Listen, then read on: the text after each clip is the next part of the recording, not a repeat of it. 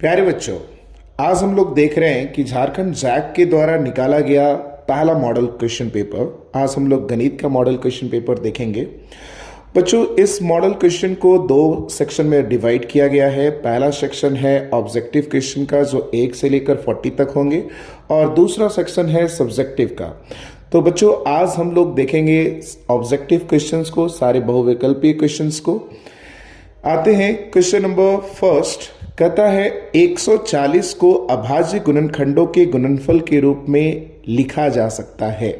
तो बच्चों, आपको क्या करना है, रफ पेपर पर ध्यान रखना है कि जब भी आप किसी भी एमसीक्यू क्वेश्चंस का आंसर दे रहे हो तो आप उसे सॉल्व करके ही उसका आंसर लिखें। तो 140 का जो अभाज्य गुणनखंड हो जाएगा, सबसे छोटी अभाज्य संख्या 2 से पहले हम इसे विभाजित करेंगे। तो 2 सते 14, 0, 2 तिया 6, 2 पचे 10। अब ये 2 से विभाजित नहीं होगा, 3 से विभाजित नहीं होगा, ये 5 से जाएगा, 5 सते 35, 7 एकम 7। तो 140 का जो अभाज्य गुणनफल होगा बच्चों, वो होगा 2 गुने 2 गुने 5 गुने 7। यह आंसर किस ऑप्शन से मैच कर रहा है? तो ये मैच कर रहा है ऑप्शन सी से। तो इसका सही आंसर हो जाएगा ऑप्शन सी। दूसरा नंबर क्वेश्चन है, एक धनात्मक संख्या 6³ + 5 के रूप का है, तो यह संख्या निम्न में से क्या है? तो बच्चों, ये जानने के लिए हम लोग क्या करेंगे, क्वेश्चन है 6³ + 5। तो हम लोग यहां पर q का मान रखेंगे। q का मान हम लोग 1 से रखना स्टार्ट करेंगे। अगर q का मान आप 1 रखते हो तो 6 गुना 1 + 5, तो ये हो जाएगा 6 × 1 = 6 + 5, ये मिलेगा 11। अगर हम q का मान 2 रखते हैं तो 6 गुना 2 + 5, 6 दूनी 12 + 5, तो ये हो जाएगा 17। तो आप ये देख रहे हो बच्चों कि ये दोनों संख्याएं 2 से पूर्णतः विभाजित नहीं है, तो ये एक विषम संख्या है। तो इसका जो सही आंसर हो जाएगा वो ऑप्शन हो जाएगा बी, विषम संख्या। अब क्या कहता है क्वेश्चन नंबर 3, 5 + 2√3 किस प्रकार की संख्या है? तो बच्चों, 5 यहां एक परिमेय संख्या है, वहीं 2 + √3 एक अपरिमेय संख्या है। तो आपको यह याद रखना है कि जब परिमेय को अपरिमेय संख्या से हम लोग सम करते हैं तो उसका जो योगफल होता है वो सदैव एक अपरिमेय संख्या होता है। क्वेश्चन नंबर 4 है कि दो धनात्मक पूर्णांक a और b दिए रहने पर यदि अद्वितीय पूर्ण संख्याएं q और r विद्यमान है तो निम्न में से कौन सा कथन सत्य होगा? तो ये कौन सा कथन सत्य होगा बच्चों? a = bq + r, जहां r का मान 0 से बड़ा होगा उसके बराबर हो सकता है, लेकिन हमेशा वो b से क्या होगा, छोटा होगा। तो इसका b is the right answer. Question number 5 की ओर चलते हैं। यदि किसी बहुपद के शून्यकों का योग तथा गुणनफल क्रमशः 3 और -2 है, बच्चों शून्यकों का योग कितना दिया हुआ है? क्वेश्चन नंबर 5, शून्यकों का योग दिया हुआ है अल्फा प्लस बीटा, ये दो शून्यक हम लोग मानकर चलते हैं, तो उसका शून्यकों का योग दिया हुआ है 3, तथा शून्यकों का गुणनफल अल्फा × बीटा का वैल्यू दिया हुआ है -2। तो इसमें बताना है कि द्विघात बहुपद क्या है। तो बच्चों, इसके लिए द्विघात बहुपद क्या हो जाएगा, आप लोगों को बताया गया है आपकी कक्षा में, x² - alpha plus beta × x plus alpha × beta. ये द्विघात समीकरण हो जाए, द्विघात बहुपद हो जाएगा। तो x² - अल्फा प्लस बीटा का वैल्यू कितना दिया हुआ है? 3 × x, 3x, और प्लस माइनस माइनस हो जाएगा। चलिए एक स्टेप और लिखते हैं। तो x² - 3x ± -2, तो ये आपका सही आंसर होगा। तो ये आंसर किससे मैच कर रहा है? तो ये मैच कर रहा है ऑप्शन नंबर सी से। तो इसका सही उत्तर हो जाएगा option number C. Question number 6 की तरफ चलते हैं। किसी बहुपद px के लिए ग्राफ आकृति में दिया गया है, बहुपदों के शून्यकों की संख्या कितनी है? तो हमें क्या ज्ञात करना है px के लिए, यानी देखना है कि यह रेखा px को कितनी बार प्रतिच्छेद कर रहा है। तो कितनी बार प्रतिच्छेद कर रहा है? 1 2 3। तो कितनी बार प्रतिच्छेद कर रहा है? 3 बार। तो इसका सही आंसर हो जाएगा ऑप्शन नंबर डी। फिर कहता है 4u² + 8u का शून्यक होगा। तो हम लोग क्वेश्चन नंबर 6 हम लोग इसको पहले हल कर लेंगे। तो 4u स्क्वायर प्लस 8u, तो इसको आप गुणनखंड विधि के द्वारा आप इसको हल करोगे तो देखो इन दोनों में क्या कॉमन है, 4u कॉमन है, तो यहाँ क्या बच रहा है u और यहाँ क्या बच रहा है 2। तो गुणनखंड के लिए शून्यकों के लिए क्या करना होगा, इन दोनों को शून्य के बराबर करना होगा। तो 4u का मान भी 0 हो सकता है या u प्लस 2 का भी मान 0 हो अगर शून्य के लिए, तो यहाँ से u का मान क्या आ जाएगा 0/4 या u का मान क्या आ जाएगा प्लस है उधर जाकर माइनस में। तो यहाँ से इस तरह से u का मान 0 या u का मान क्या मिल रहा है -2। तो इसके दो आंसर होंगे 0 और -2। तो यहाँ पर हम लोग देखते हैं ऑप्शन में, तो पहला का भी आंसर 0 है और सी का भी आंसर -2 है, लेकिन डी में क्या दिया कि ए तथा सी दोनों, तो इसका आंसर डी हो जाएगा। क्वेश्चन नंबर 8 की तरफ चलते हैं कि रैखिक समीकरण युग्म a1x plus b1y plus c1 बराबर 0 तथा a2x plus b2y plus c2 equal to 0 यदि a1 बाई a2 इक्वल है, b1 बाई b2 इक्वल है, c1 बाई c2, ये तीनों इक्वल हैं, तो ये क्या दर्शाता है, अगर तीनों इक्वल हो तो ये संपाती होता है। और संपाती कब होते हैं, जब उनके अनेक हल होंगे। अगर बच्चों यहाँ पर a1 by a2 does not equal हो गया b1 बाई b2 का, तो इस परिस्थिति में ये रेखाएं प्रतिच्छेद करेंगी और उस समय समीकरण का कोई हल नहीं होगा। यदि ये a1 by a2 equal to b1 by b2 does not equal to c1 by c2 हो, तो लाइन शुड बी पैरेलल्स, ये इन रेखाएं क्या होंगी, समानांतर होंगी और उस समय समीकरण का कोई हल नहीं होगा। अब हम लोग आते हैं क्वेश्चन नंबर 9 की तरफ बच्चों। क्वेश्चन नंबर 9 में कहता है कि 6x माइनस 2y प्लस 9 बराबर 0 और 3x माइनस वाई प्लस 12 बराबर 0 के द्वारा निरूपित रेखाएं होंगी। तो बच्चों यहां से देखेंगे कि 6x minus 2y plus 9 equal to 0 और 3x minus y plus 12 equal to 0। यहां से a1 बाई a2 का अनुपात क्या हो रहा है 6/3, b1 बाई b2 का अनुपात क्या हो रहा है -2 बाई -1 और c1 बाई c2 का अनुपात क्या हो रहा है 9/12। तो ये 3 2 यहाँ से ये तो साइन दोनों का सेम है, तो ये माइनस को माइनस से डिवाइड कीजिएगा तो ये प्लस, यानी ये इक्वल हो रहा है, ये दोनों इक्वल हो रहा है। 3 3 एंड 3 4 बट ये इक्वल नहीं हो रहा है। तो अभी मैंने आपको बताया था, अभी आपको याद होगा मैंने बताया था कि यदि a1 बाई a2 इक्वल है b1 बाई b2 और डज नॉट इक्वल है c1 बाई c2 का, तो रेखाएं समानांतर होंगी। तो इसका आंसर हो जाएगा B is the right answer. आते हैं क्वेश्चन नंबर 10 की तरफ।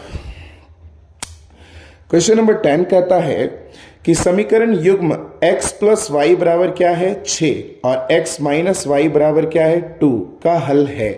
तो बच्चों आप देखिए कि x plus y is equal to 6 और x minus y is equal to क्या है 2।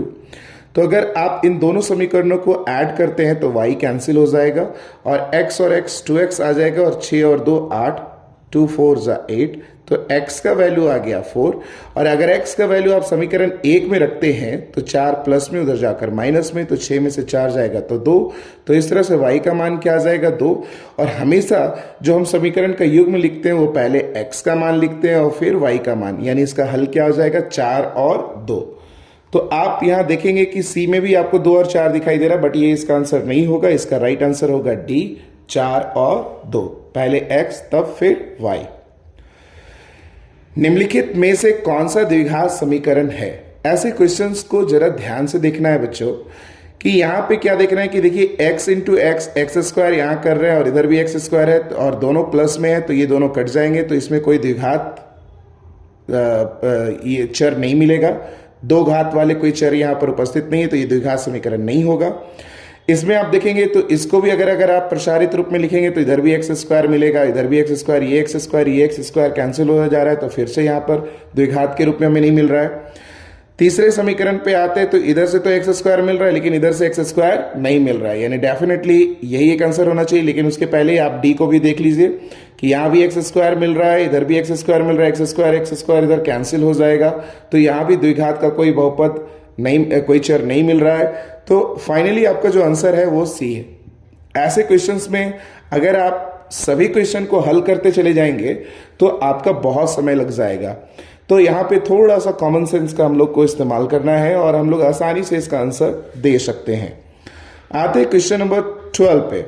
द्विघात समीकरण x square minus x square plus x minus 1 बराबर 0 हो कि मूलों की प्रकृति है। तो इनके मूलों की प्रकृति जानने के लिए हमें निकालना होगा D B square minus 4ac का वैल्यू। तो बच्चों यहां से a का मान क्या आ रहा है 1, b का भी मान क्या आ रहा है 1 और c बराबर आ रहा है -1। तो आप यहां से d का वैल्यू निकालिए बी स्क्वायर माइनस 4ac। तो b का मान आ रहा है 1, 1 का स्क्वायर -4, a का वैल्यू 1, c का वैल्यू -1। तो ये माइनस माइनस प्लस 4 1 जा 4, ये आ रहा है 5। ये d का मान जो है वो ग्रेटर दैन क्या है 0 है। जब ग्रेटर दैन 0 हो तो इसका मान वास्तविक होगा, है ना। इनके दो वास्तविक मूल होंगे, ठीक है। तो इनके 2 रियल रूट्स एग्जिस्ट करेंगे और दोनों अलग अलग होंगे। जब d का मान 0 के बराबर हो तो उस स्थिति में दोनों वास्तविक तो होंगे, इनके मूल वास्तविक तो होंगे लेकिन दोनों बराबर होंगे। इस स्थिति में वास्तविक होंगे लेकिन ये असमान होंगे। ax square plus b x plus c के दो भिन्न वास्तविक मूल होंगे कब? जब बी स्क्वायर माइनस 4ac का मान 0 से बड़ा हो, यानी यहां छोटा हो रहा है, यहां बराबर है, बराबर होगा तो d का मान 0 के इक्वल होगा। B square minus 4ac greater than 0 हो तो इसके वास्तविक मूल होंगे और असमान होंगे, यानी भिन्न होंगे। द्विघात समीकरण x square minus x plus 3 बराबर 0 का विविक्त कर यानी डिस्क्रिमिनेंट यानी डी हम लोगों को फाइंड आउट करना है, क्या होगा। चलिए, तो यहां पर ए का वैल्यू क्या मिल रहा है? ए क्या है बच्चों? एक्स स्क्वायर का गुणांक, तो क्या मिल रहा है 1। बी का वैल्यू क्या आ रहा है -1 और सी का वैल्यू आ रहा है 3। तो डी क्या हो जाएगा बच्चों? B square minus 4ac। तो बी का वैल्यू कितना है? -1 का होल स्क्वायर, -4 इंटू ए कितना है 1 और सी कितना है 3। तो माइनस ये 1, ये माइनस माइनस ये +1 हो जाएगा, -4 1 जा 4 और 4 3 जा 12। तो ये आ जाएगा -11। तो इसका जो राइट आंसर हो जाएगा वो हो जाएगा डी। प्रथम पद ए, 15 नंबर क्वेश्चन पे हम लोग आ रहे हैं। प्रथम पद ए तथा एवं सारवंतर डी दिया हो वाले एपी का nवां पद कौन हो जाएगा? तो an is equal to a plus n minus 1 into D, ये इसका राइट आंसर होगा। AP question number 16, AP tan 7 4 खाली डॉट डॉट डॉट का 30वां पद होगा। तो यहां से हम लोगों को 30वां पद ज्ञात करना है बच्चों। 30वां पद ज्ञात करने के लिए हम लोग क्या करेंगे, ध्यान दीजिए। तो एपी क्या क्या है हमारे पास? एपी जो है वो है tan 7 4 डॉट डॉट डॉट। तो यहां से प्रथम पद यानी फर्स्ट टर्म क्या आ जाएगा? tan। इनके बीच का जो अंतर है सारवंतर यानी दूसरे पद में से पहले पद को हम लोग माइनस करेंगे तो 7 माइनस 10 मिल जाएगा -3, है ना। और 30वां पद यानी n बराबर क्या दिया हुआ है 30। और आपको पता है, हम जानते हैं an इज इक्वल टू क्या होता है बच्चों? अभी तुरंत हम लोगों ने सीखा a plus n minus 1 into D. an यानी 30वां पद इज इक्वल टू a कितना दिया हुआ है 10 प्लस 30 माइनस 1 और d का वैल्यू कितना दिया हुआ है -3। तो ये हो जाएगा 10 और यहां से आ जाएगा 29। 29 को आप 3 से मल्टीप्लाई करोगे तो ये आ जाएगा -87 प्लस माइनस माइनस, और 10 में से आप 87 को घटाओगे तो इसका वैल्यू आ जाएगा -77। ये आपका राइट आंसर हो जाएगा। तो ये कौन सा ऑप्शन से मैच कर रहा है? तो ये ऑप्शन सी से मैच कर रहा है। तो C is the right answer everyone. फिर कहता है क्वेश्चन नंबर 17 कि एपी आपको दिया गया है 3 8 13 18 डॉट डॉट डॉट का कौन सा पद 78 है? तो फिर से एक बार हम लोग चलेंगे क्वेश्चन नंबर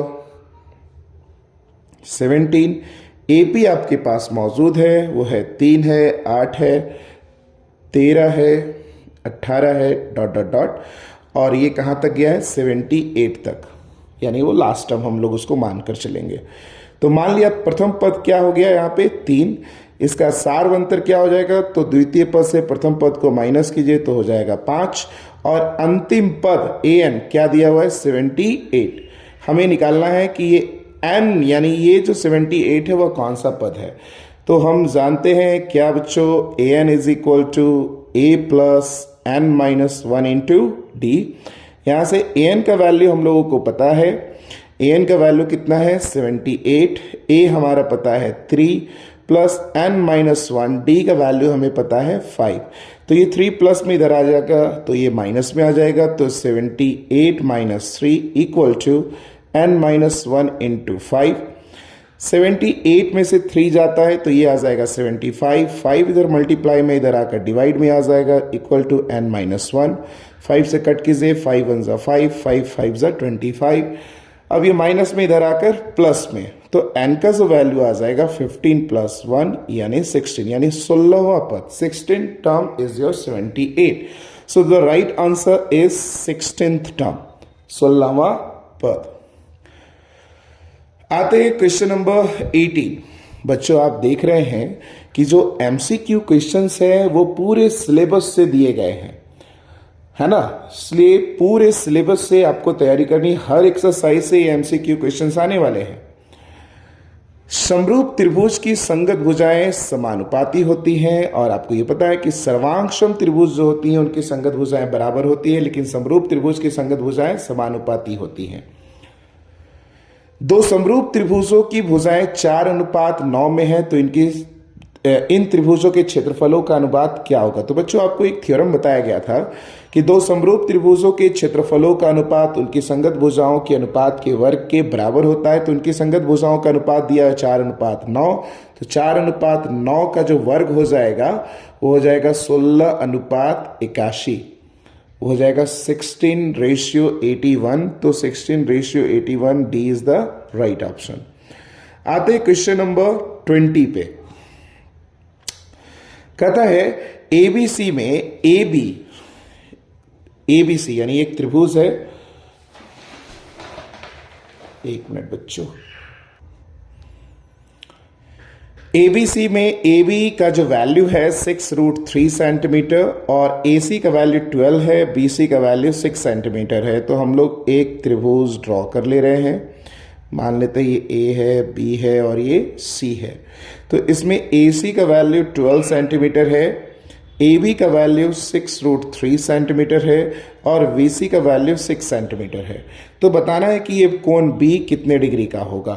तो बच्चों आपको ये याद है कि आपने पढ़ा था कि अगर किसी त्रिभुज में एक भुजा का वर्ग अन्य दो भुजाओं के वर्गों के योग के बराबर हो जाए तो प्रथम भुजा का जो सम्मुख कोण होगा वो समकोण होगा।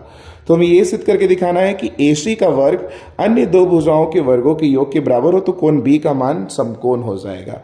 चलिए करके देखते हैं इसको। तो AC का जो वर्ग हम लोग करेंगे, AC का वैल्यू कितना है 12 सेंटीमीटर, तो 12 का वर्ग हो जाएगा 144 सेंटीमीटर स्क्वायर। अन्य दो भुजाएं कौन कौन है, AB प्लस BC, तो AB का वर्ग प्लस BC का वर्ग हम लोग करते हैं। तो AB का वैल्यू है 6√3 सेंटीमीटर का वर्ग प्लस 6 सेंटीमीटर का वर्ग।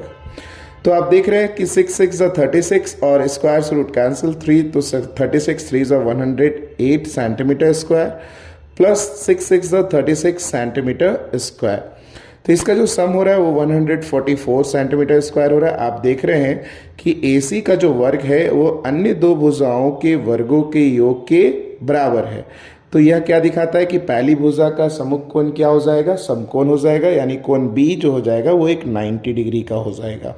तो इसका जो राइट आंसर हो जाएगा वो हो जाएगा C। मूल बिंदु से P34 की दूरी क्या है। बच्चों इसका ग्राफ हमें ड्रॉ करना होगा। ये रफली ग्राफ मैं ड्रॉ करके दिखा रहा हूं आपको। मान के चलते ये 1 है, ये 2 है, ये 3 है, ये 4 है, ये 1 2 3 और ये 4।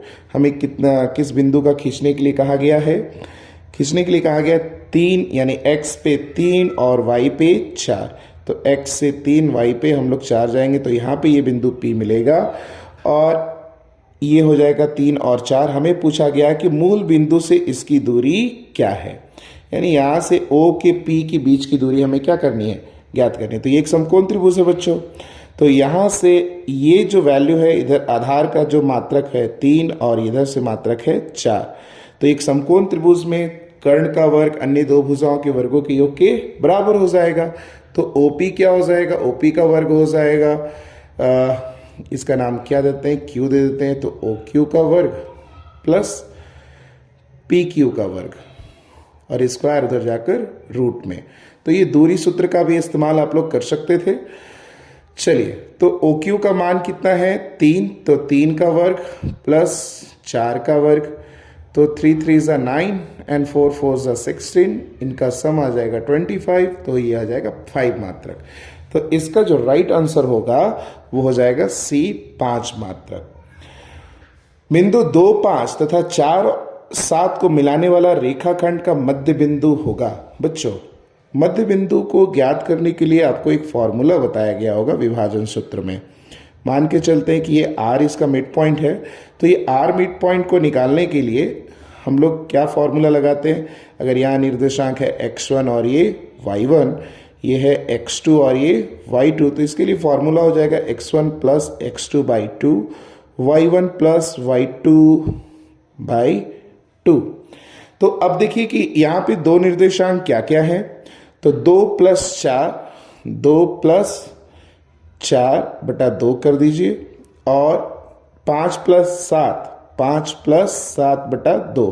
तो 4 2 6, 6 को 2 से भाग दीजिएगा तो आएगा 3, और 7 5 12, 12 को आप 2 से भाग दीजिएगा तो आएगा 6। तो यानी C is the right answer.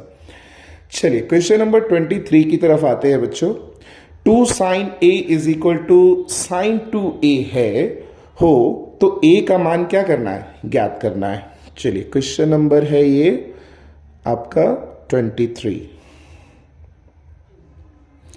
तो 2 sin A is equal to sin 2A अगर हो तो A का मान हमें क्या करना है, ज्ञात करना है। बच्चों, आपको ये पता है आपको ये पता है कि साइन 90 डिग्री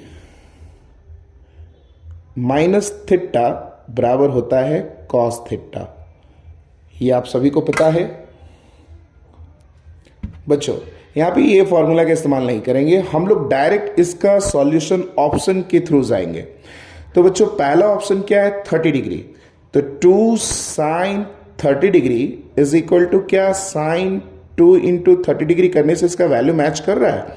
देखिए, तो 2 साइन 30 डिग्री का वैल्यू क्या हो जाएगा, साइन 30 का वैल्यू होता है 1/2 इज इक्वल टू साइन, यहां आ जाएगा 60 डिग्री जिसका वैल्यू होता है √3/2। क्या दोनों मैच कर रहा है, इधर 1 है इधर √3/2, तो 30 डिग्री इसका आंसर नहीं होगा।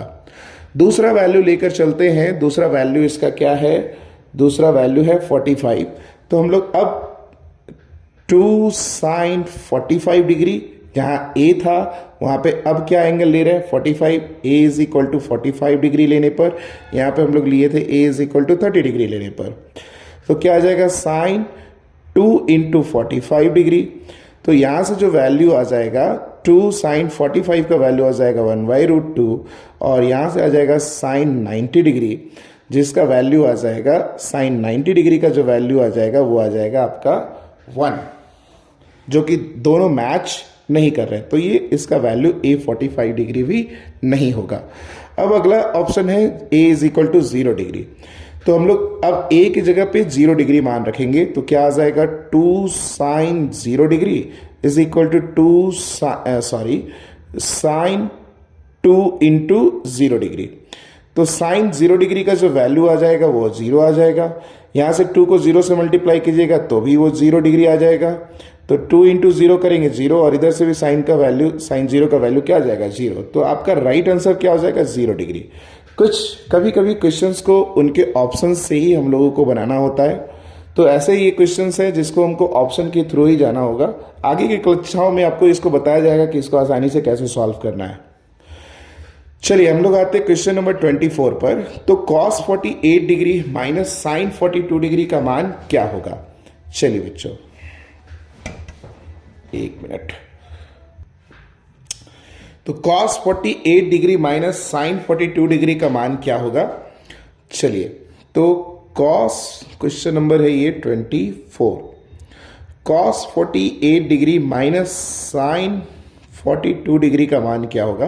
तो बच्चों इसको हम लोग कुछ ऐसे लिख सकते हैं, 90 डिग्री माइनस 42 डिग्री, अगर 90 में से 42 माइनस करेंगे तो 48 मिल जाएगा, माइनस साइन 42 डिग्री। तो बच्चों ये फॉर्मूला आपको पता होगा, cos 90 डिग्री माइनस थीटा को हम लोग क्या लिखते हैं? Sine theta. यस, तो cos 90 डिग्री माइनस थीटा को हम लोग क्या लिखेंगे? Sine theta. तो साइन थीटा की जगह क्या आ रहा है? 42 डिग्री माइनस साइन 42 डिग्री, ये दोनों मैच कर रहे हैं, कट जाएगा, इसका वैल्यू क्या आ जाएगा? 0। तो 24 क्वेश्चन नंबर का जो राइट ऑप्शन हो जाएगा वो आपका हो जाएगा 0 इज द राइट आंसर। अब कहता है क्वेश्चन नंबर 25 में, यदि sine a is equal to 3/5 हो तो cos a का मान होगा। तो बच्चों यहां पे जो दिया हुआ है, साइन a का जो वैल्यू दिया हुआ है वो 3/5, यानी ये जो वैल्यू है 3/5 वो क्या है? लंब बटा कर्ण, यानी परपेंडिकुलर बाय हाइपोटेनस। यस, तो आपको ये पता है कि ये राइट एंगल ट्रायंगल में ए बी सी एक राइट एंगल ट्रायंगल है और इसका परपेंडिकुलर है 3 और हाइपोटेनस है क्या? 5। तो इसका आपको बेस फाइंड आउट करना होगा with the help of Pythagoras theorem. तो यहाँ से BC का जो वैल्यू हो जाएगा वो √AC² माइनस क्या आ जाएगा? AB²। तो जो AC का वैल्यू है वो 5 का स्क्वायर माइनस क्या आ जाएगा? 3 का स्क्वायर। तो ये आ जाएगा 25 माइनस 9 और यहाँ से जो इसका वैल्यू आ जाएगा वो आ जाएगा 16 और 16 का जो रूट आ जाएगा वो हो जाएगा 4। अब यहाँ से आप किसी भी ट्रिग्नोमेट्रिक फंक्शन का वैल्यू फाइंड आउट कर सकते हो। तो हमें पूछा गया था कि cos a का वैल्यू क्या होगा। देखिए बच्चों यहाँ पे एक गलती मैंने किया, यहाँ पे ये एंगल मैं a ले रहा हूँ, तब इसके सामने वाला परपेंडिकुलर होगा तो ये a हो जाएगा और ये हो जाएगा मेरा c, क्योंकि जिस एंगल को आप लेकर चलेंगे उसके सामने वाली भुजा लंब हो जाएगी, तो ये हो जाएगा 4 और ये हो जाएगा 3। चलिए, तो अब यहाँ से हम लोगों को निकालना था cos a का वैल्यू। तो cos a का वैल्यू यानी आधार बटा कर्ण, तो आधार कितना हो जाएगा? 3 और कर्ण कितना हो जाएगा? 5। तो आपका जो राइट आंसर हो जाएगा वो 3/5 हो जाएगा। नो बच्चों, ये इसके सामने का भुजा ये लंब हो जाएगा और ये आधार हो जाएगा। तो हम लोगों ने यहाँ फाइंड आउट किया था, थोड़ा सा एक मिस्टेक, एक मिनट इसको रुकेंगे, इसको फिर से मैं सॉल्व कर दे रहा हूँ। तो अगर हम लोग ये एक राइट एंगल ट्रायंगल लेते हैं तो जो एंगल मानेंगे उसके सामने की भुजा हो जाएगी लंब और ये B और ये C। हमें दिया गया था साइन A का वैल्यू 3/5 और साइन A का डिफिनेशन क्या होता है? Perpendicular by hypotenuse. तो यहाँ पे जो परपेंडिकुलर है वो है 3 और इसके अकॉर्डिंग ये परपेंडिकुलर हो जाएगा और हाइपोटेनस का वैल्यू क्या हो जाएगा? 5, है ना बच्चों। तो इस अकॉर्डिंग हम लोग अभी जो बेस का वैल्यू निकाले वो क्या निकाल लिए? 4। तो यहाँ पे हो जाएगा ये वैल्यू 4, ठीक है।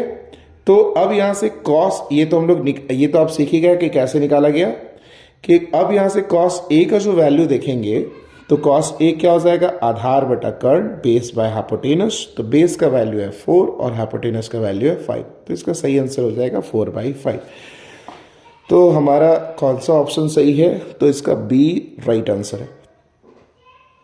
चलिए आते हैं क्वेश्चन नंबर 26 की तरफ।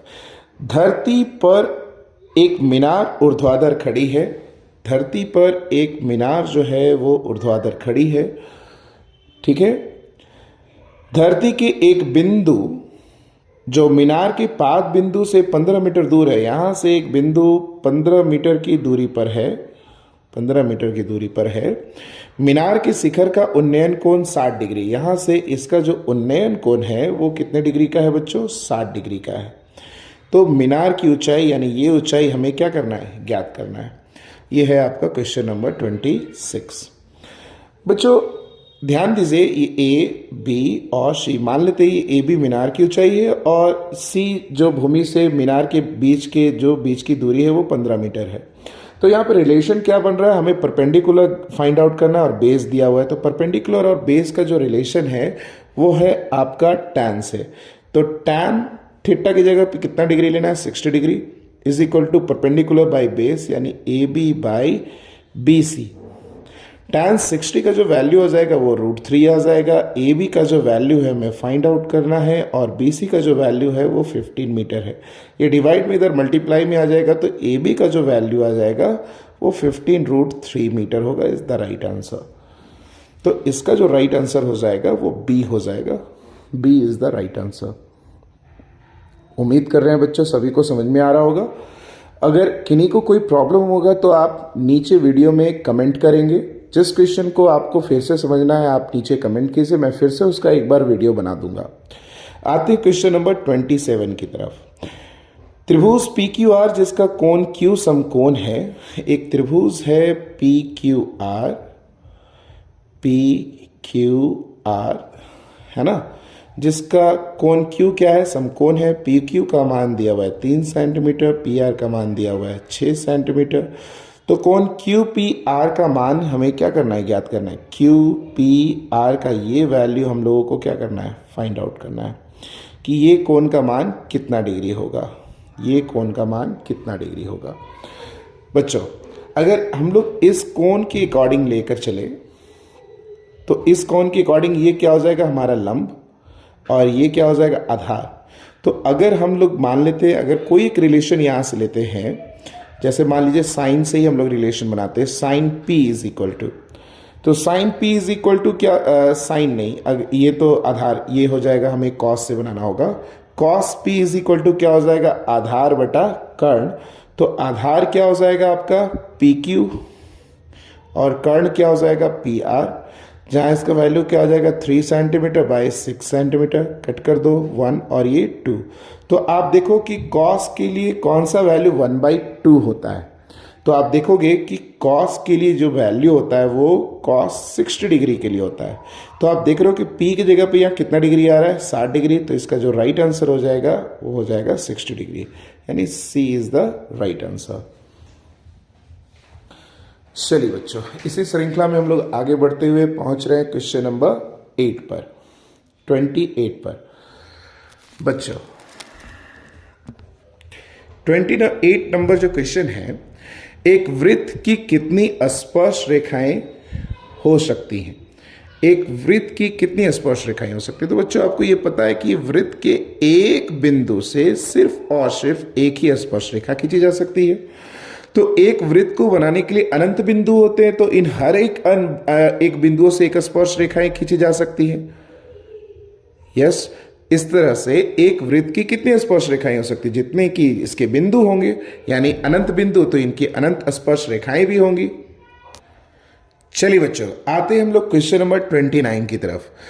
5 सेंटीमीटर त्रिज्या वाले एक वृत्त, 5 सेंटीमीटर त्रिज्या वाला एक वृत्त है। बिंदु P पर स्पर्श रेखा PQ केंद्र O से जाने वाली रेखा में बिंदु Q पर इस प्रकार मिलती है कि OQ का जो मान है वो 12 सेंटीमीटर है। बच्चों क्वेश्चन कुछ इस तरह से है, 5 सेंटीमीटर त्रिज्या वाला एक वृत्त है। इस वृत्त की जो त्रिज्या है वो 5 सेंटीमीटर है।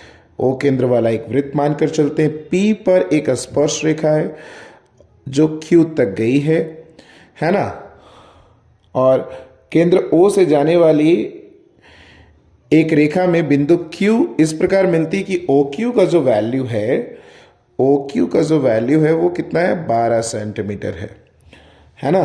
तो हमें क्या ज्ञात करके दिखाना है, PQ की लंबाई, यानी ये स्पर्श रेखा की लंबाई हमें क्या करनी है, ज्ञात करनी है। तो आपको बच्चों पता है कि वृत्त के किसी बिंदु पर स्पर्श रेखा से स्पर्श बिंदु से जाने वाली त्रिज्या पर क्या होती है, लंब होती है। यानी इस प्रकार से ये OPQ एक समकोण त्रिभुज है, और जब ये एक समकोण त्रिभुज है तो ये कर्ण हो गया, ये लंब हो गया और ये आधार हो गया। तो आप आधार PQ को आसानी से ज्ञात कर सकते हो। अंडर रूट ओ क्यू का स्क्वायर माइनस ओ पी का स्क्वायर हो जाएगा। तो ओ क्यू का जो वैल्यू है वो 12 सेंटीमीटर का whole square minus O P का वैल्यू 5 सेंटीमीटर का होल स्क्वायर। उम्मीद करते हैं आप इसको हल कर सकते हैं बच्चों।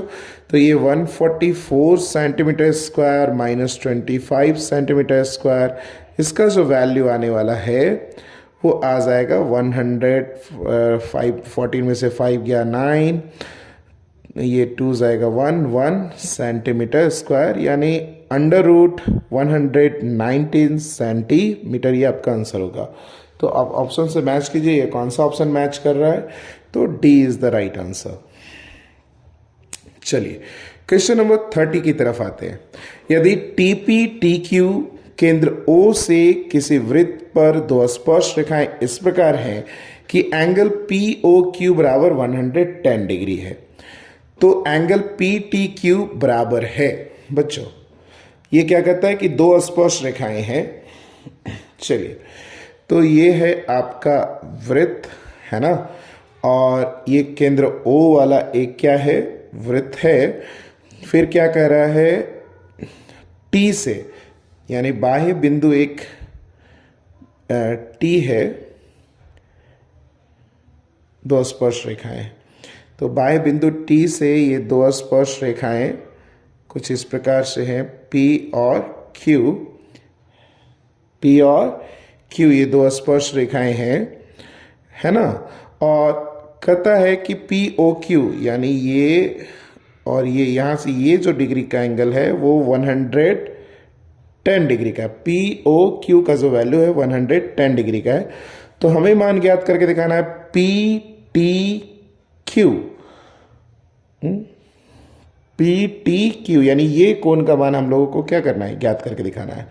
तो प्यारे बच्चों अभी तुरंत मैंने कहा कि वृत्त की किसी बिंदु पर स्पर्श रेखा के स्पर्श बिंदु से जाने वाली त्रिज्या पर क्या होती है, लंब होती है, यानी ये भी 90 डिग्री का हो गया, और यहां से यहां तक ये भी क्या हो गया, 90 डिग्री का हो गया। तो 90 और 110, 290, तो 360 डिग्री में से आप 290 को माइनस करेंगे तो आपका जो आंसर हो जाएगा वो 70 डिग्री, यानी ये जो एंगल हो जाएगा PTQ वो 70 डिग्री का होगा। तो राइट आंसर हो जाएगा B is the right answer, 70 degree. अब कहता है 60 डिग्री केंद्रीय कोण और 14 सेंटीमीटर त्रिज्या वाले त्रिज्यखंड का क्षेत्रफल क्या करना है, ज्ञात करना है। बच्चों ये हमारा एक वृत्त मानकर चलिए, और केंद्रीय कोण कितना है, 60 डिग्री है ना। केंद्रीय कोण कितना है, 60 डिग्री, और रेडियस है 14 सेंटीमीटर। तो इस त्रिज्यखंड का क्षेत्रफल निकालना है। तो आपको पता है बच्चों त्रिज्यखंड का जो क्षेत्रफल होता है थीटा बटा 360 गुने pi R square. Now put the value and get the answer everyone. Theta का जो वैल्यू है 60 डिग्री बटा 360 डिग्री इंटू 22/7, आर का वैल्यू 14 सेंटीमीटर इंटू 14 सेंटीमीटर, तो ये हो जाएगा 7 2 14। ये आप काटिएगा तो 6 टाइम्स में कटेगा, ये कट कीजिए तो 3 आ जाएगा। अब यहाँ से जो वैल्यू आ जाएगा आपको मल्टीप्लाई करना होगा, तो 14 2 28 इन हैंड 2, 14 2 28 एंड 2 30 बाई आ जाएगा 308/3 सेंटीमीटर स्क्वायर। ये ऑप्शन किससे मैच कर रहा है, तो ये ऑप्शन मैच कर रहा है ऑप्शन नंबर डी से। तो D is the right answer. त्रिज्या R वाली वृत्त के उस त्रिज्यखंड का क्षेत्रफल ज्ञात कीजिए जिसका कोण P डिग्री हो। तो ये वैल्यू हो जाएगा त्रिज्यखंड का क्षेत्रफल, तो ये हो जाएगा P डिग्री बटा 360 गुने पाई आर स्क्वायर। चलिए ये किससे मैच कर रहा है ढूंढिए, तो ये मैच कर रहा है डी से। Once again D is the right answer, P बटा 360 पाई आर स्क्वायर। ठीक है बच्चों, आते हैं क्वेश्चन नंबर 13। तो क्वेश्चन नंबर 13 क्या कहता है कि दो वृत्तों की त्रिज्याएं क्रमशः इतना और इतना है, उस वृत्त की त्रिज्या क्या होगी जिसकी परिधि इन दोनों वृत्तों की परिधियों के योग के बराबर है। तो यहाँ पे क्या दिया हुआ है, 2πr1 plus 2πr2 is equal to 2πR, यानी इन दोनों वृत्तों की परिधि को मिलाकर एक बड़ा वृत्त बन रहा है है ना। तो आप देख रहे हैं कि 2 पाई दोनों में कॉमन है, तो 2 पाई कॉमन निकाल लीजिए। तो यहाँ क्या बच रहा है, R1 plus R2 is equal to 2 pi capital R। तो ये 2 पाई और ये 2 पाई कैंसिल हो जाएगा, तो R1 प्लस R2 कितना हो जा रहा है, 19 प्लस 9, तो ये हो जाएगा 28। तो B is the right answer, यानी R का जो वैल्यू हो गया वो 28 सेंटीमीटर हो गया। सबसे बड़े बांस की लंबाई बताएं जो 12 मीटर, 9 मीटर और 8 मीटर ऊंचे कमरे में रखी जा सकती है। तो ये लंबाई, चौड़ाई, ऊंचाई यानी ये घनाभ है बच्चों, ये घनाभ है। और इस घनाभ में ये तिरछा ऐसा, तो ये सबसे लंबा बांस एक कोने से दूसरे कोने तक यही हो सकता है। तो इसका जो हमारा विकर्ण हो जाएगा, इस विकर्ण की जो लंबाई हो जाएगी वो हो जाएगी √L² plus B² plus H², है ना। तो L का जो वैल्यू दिया हुआ है वो कितना दिया हुआ है, 12 का स्क्वायर प्लस 9 का स्क्वायर प्लस 8 का स्क्वायर। तो ये हो जाएगा 144 प्लस 81 प्लस 64। तो आप जोड़िए सभी को, 4 1 5 4 9, 8 6 14, 4 18, 8 हाथ में रह गया 1 और 1 2। तो 289 किसका रूट है, तो ये आपका हो जाएगा 17। तो 17 metre is the right answer. तो जो सबसे लंबा बांस उस कमरे में रखा जाएगा वो 17 मीटर का होगा। चलिए, एक शंकु की ऊंचाई कितनी है, 12 सेंटीमीटर, और उसके आधार का व्यास है 10 सेंटीमीटर। तो शंकु की त्रियक ऊंचाई क्या होगी, तो शंकु की त्रियक ऊंचाई के लिए हो जाएगा L is equal to √H² plus R²। तो जो H का वैल्यू है वो H का वैल्यू दिया हुआ है 12 सेंटीमीटर, 12 का होल स्क्वायर, और R का जो वैल्यू है वो 10 का होल स्क्वायर। तो इस तरह से जो वैल्यू हो जाए, व्यास है सॉरी, तो व्यास है 10 सेंटीमीटर, तो R हो जाएगा 10 का आधा यानी 5 सेंटीमीटर। तो ये हो जाएगा 5 यहाँ पे। क्वेश्चन को 2 बार जरूर पढ़ लीजिए बच्चों। जिस तरह से मेरे से गलतियां हो रही हैं आपसे भी हो सकती हैं, इसलिए क्वेश्चन को 2 बार जरूर पढ़िए। तो 12 का जो स्क्वायर हो जाएगा वो 144 और 5 का स्क्वायर 25। तो इसका जो स्क्वायर रूट हो जाएगा 5 4 9 169, और 169 का रूट क्या हो जाएगा 13 सेंटीमीटर। तो 13 इज द राइट आंसर। तो इसका जो ऑप्शन ए है वो राइट आंसर है। चलिए क्वेश्चन नंबर 36 की तरफ आते हैं। मॉडल बनाने वाली मिट्टी से ऊंचाई 24 सेंटीमीटर और आधार की त्रिज्या 6 सेंटीमीटर वाला एक शंकु बनाया गया है, ठीक है। और एक बच्चे ने इसे गोले के आकार में बदल दिया। तो गोले की त्रिज्या को क्या करना है, ज्ञात करना है। तो बच्चों जो शंकु बनाया गया था, इसी शंकु से क्या में कन्वर्ट कर दिया गया, गोला में। यानी जो शंकु का आयतन है वो इस गोले के आयतन की क्या है, बराबर है। तो शंकु का आयतन क्या हो जाएगा, 1/3 पाई R² H, और गोले का आयतन क्या हो जाएगा 2/3 पाई कैपिटल R³ मैंने R को दोनों को अंतर रखा है क्योंकि दोनों का R यहाँ पे अलग अलग है। तो इस तरह से पाई और पाई कैंसिल हो जा रहा है, 3 और 3 कैंसिल हो जा रहा है।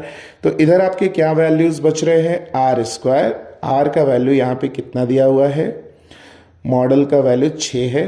तो 6 सेंटीमीटर गुना 6 सेंटीमीटर गुना ऊंचाई कितनी हो जाएगी 24 सेंटीमीटर।